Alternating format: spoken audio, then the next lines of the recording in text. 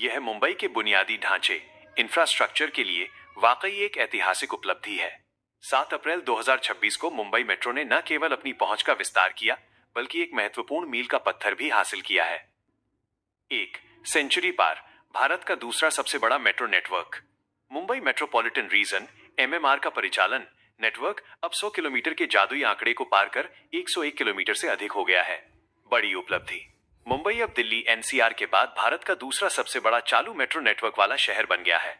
महत्व, ये प्रगति दर्शाती है कि मुंबई अपनी लाइफलाइन लोकल ट्रेन पर निर्भरता कम कर अब एक आधुनिक और एकीकृत परिवहन प्रणाली की ओर तेजी से बढ़ रही है। 2. मेट्रो लाइन 9 ठाणे और मीरा भाईंदर का नया प्रवेश द्वार। लाइन 9 रेड लाइन का विस्तार दहिसर को मीरा भाईंदर से जोड़ती है।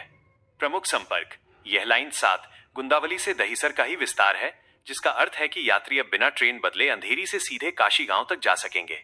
स्टेशन दहिसर पूर्व, पांडुरंगवाड़ी, मीरा गांव और काशी गांव।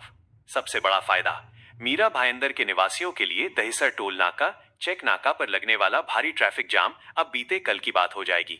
साथ ही ठाणे जिले के इस हिस्से को पहली बार मेट्रो की सुविधा मिली है। 3. मेट्रो लाइन 2 बी पूर्वी उपनगरों की नई धड़कन। येलो लाइन का यह हिस्सा मानखुर्द और चेंबूर के बीच की दूरी को सुगम बनाएगा। मार्ग, ये मंडले मानखुर्द से डायमंड गार्डन, चेंबूर के बीच शुरू हुआ है। स्टेशन डायमंड गार्डन, शिवाजी चौक, बीएसएनएल मेट्रो, मानखुर्द और मंडले। भारत का सबसे बड़ा डिपो मंडले में स्थित डिपो न केवल मुंबई का बल्कि भारत का सबसे बड़ा एलिवेटेड मेट्रो डिपो है, जहां 72 ट्रेनों को खड़ा किया जा सकता है। ये भविष्य की जरूरतों और ट्रेनों की फ्रीक्वेंसी बढ़ाने के लिए बहुत महत्वपूर्ण है।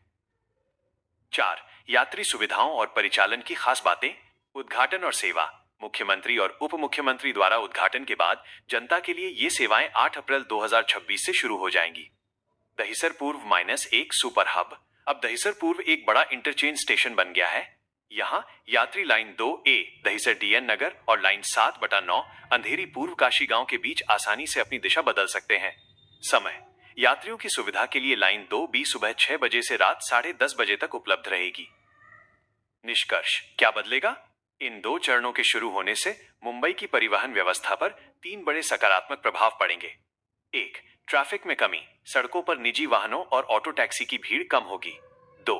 समय की बचत, लोकल ट्रेनों की भीड़ और सिग्नल की देरी से जूझने वाले यात्रियों को एयर कंडीशनड और समयबद्ध सफर मिलेगा।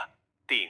आर्थिक विकास, बेहतर कनेक्टिविटी से मीरा रोड और मानखुर्द जैसे क्षेत्रों में रियल एस्टेट और व्यापारिक गतिविधियों को नई गति मिलेगी। मुंबई अब सही मायनों में नेक्स्ट जेन कनेक्टिविटी की ओर कदम बढ़ा चुकी है।